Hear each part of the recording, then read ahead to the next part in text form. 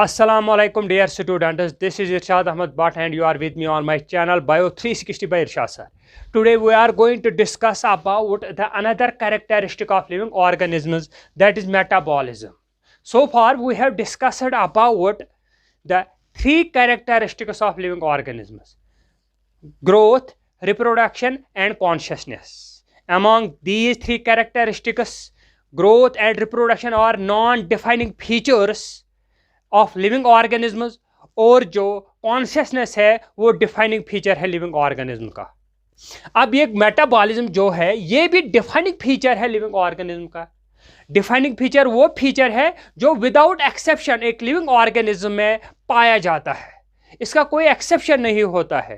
देखो, non living things do not show metabolism, में metabolism नहीं है। ये मेटाबॉलिज्म जो है ये फीचर है खाली किनका? लिविंग ऑर्गेनिज्म का। तो ये मेटाबॉलिज्म क्या है बेटा? देखो, लिविंग ऑर्गेनिज्म जो हैं वो केमिकल्स के बने हैं। जैसे लिविंग ऑर्गेनिज्म में कौन कौन से केमिकल्स पाए जाते हैं? प्रोटीन्स होते हैं लिविंग ऑर्गेनिज्म में, लिपिड्स होते हैं, फॉस्फोलिपिड्स होते हैं, ग्लाइकोप्रोटीन्स होते हैं, ग्लाइकोलिपिड्स होते हैं। ये सारे मॉलिक्यूल्स जो है लिविंग ऑर्गेनिज्म में होते हैं और इन्हीं मॉलिक्यूल्स से जो है एक लिविंग ऑर्गेनिज्म बनता है। तो ये जो मॉलिक्यूल्स हैं बेटा, ये हमारी बॉडी में कॉन्स्टेंटली बनते हैं और ये कॉन्स्टेंटली ब्रेक होके नए केमिकल्स बनाते हैं। कैसे बनाते हैं? Because of chemical reactions. क्योंकि केमिकल रिएक्शन होती है बॉडी के अंदर जिनसे ये केमिकल बनते हैं और ये केमिकल टूट के नए केमिकल बनाते हैं। सो ऑल लिविंग ऑर्गेनिज्म्स और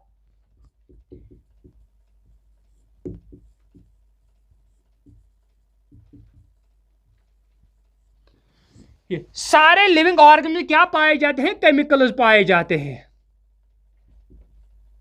कौन से केमिकल्स पर? देखो बेटा, प्रोटीन्स इनमें हैं, लिपिड्स होते हैं, फॉस्फोलिपिड्स होते हैं,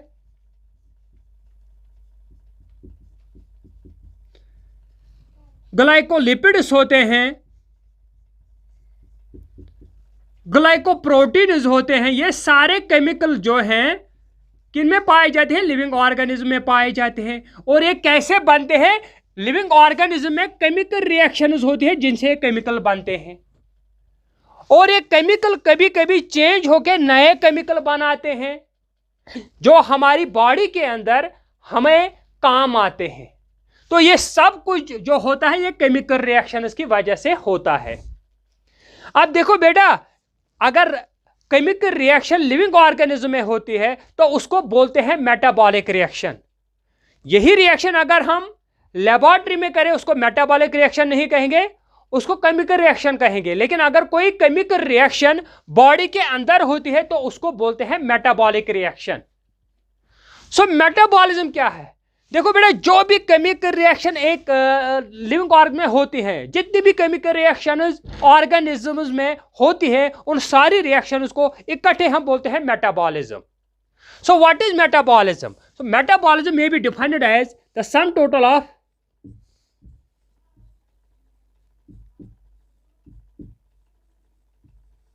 all the chemical reactions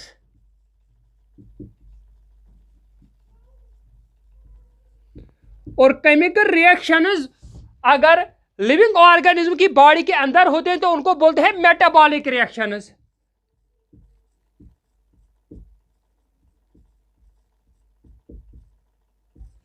So we can say that the sum total of all the chemical reactions inside living organisms are called metabolic reactions. तो क्या कह सकते हैं हम? The sum total of all the chemical reactions that are occurring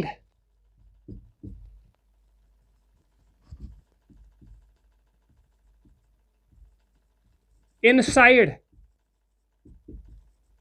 body of living organisms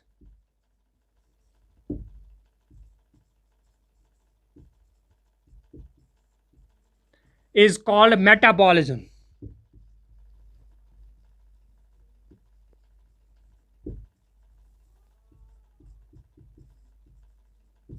ये metabolism की definition है बेटा। जो भी रिएक्शंस बॉडी के अंदर होती है उन सब को मिला के हम कहते हैं मेटाबॉलिज्म। जो केमिकल रिएक्शंस लिविंग ऑर्गेनिज्म के बॉडी के अंदर होते हैं उनको मेटाबॉलिक रिएक्शंस बोलते हैं। यही रिएक्शन अगर हम लेबोरेटरी में करेंगे तो उनको केमिकल रिएक्शन बोलते हैं, लेकिन अगर ये रिएक्शन लिविंग ऑर्गेनिज्म की बॉडी के अंदर होते हैं तो उनको मेटाबॉलिक रिएक्शन बोलते हैं। तो सारी रिएक्शंस जो एक लिविंग ऑर्गेनिज्म की बॉडी के अंदर होती हैं उनको बोलते हैं मेटाबॉलिक रिएक्शंस। अब बेटा नॉन लिविंग थिंग जो है वो मेटाबॉलिक रिएक्शंस शो नहीं करते हैं। Non living things do not show metabolism.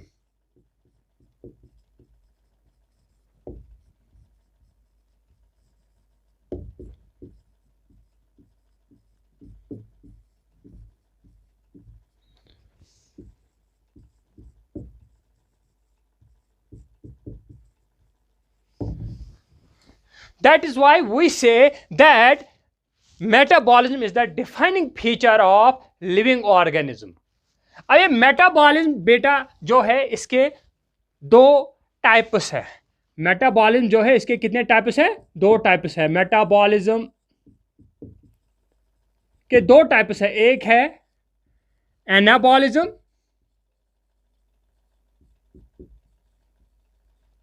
और दूसरा है कैटाबॉलिज्म।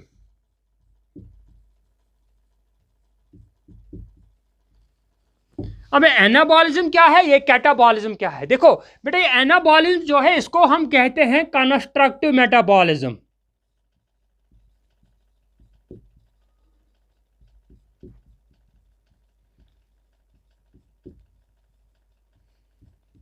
यानी एनाबॉलिज्म ऐसा टाइप है मेटाबॉलिज्म जिसमें चीजें बनती है। It includes all the building up reactions.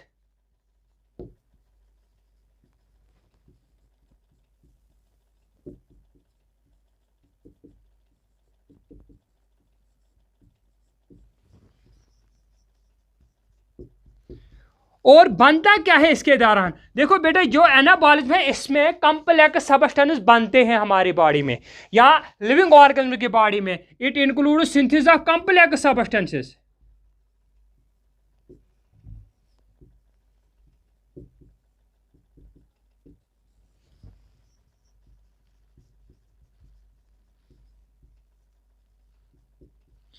जैसे फोटोसिंथेसिस है, फॉर एग्जांपल फोटोसिंथेसिस।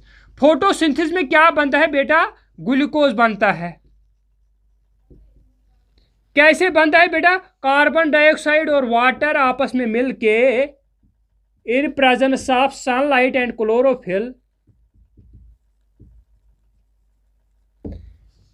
ग्लूकोज बनाते हैं। C6H12O6 और ऑक्सीजन इवॉल्व होता है। तो इसमें सब कोई नया सबस्टेंस बन गया। ये कॉम्प्लेक्स सबस्टेंस है जो सिंपल सबस्टेंस से बना। ठीक है, ये फोटोसिंथेसिस है, इसमें नया सबस्टेंस बना है, इसमें कॉम्प्लेक्स सबस्टेंस बना है, इसीलिए इसको बोलेंगे anabolism. Now what is catabolism बेटा? Catabolism is also called destructive metabolism.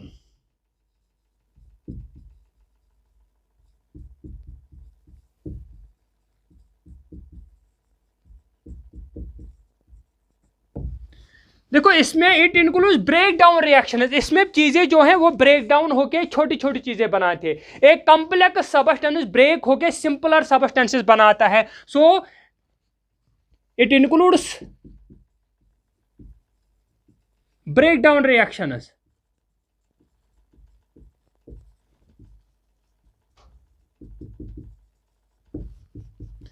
Here complex substances are broken down.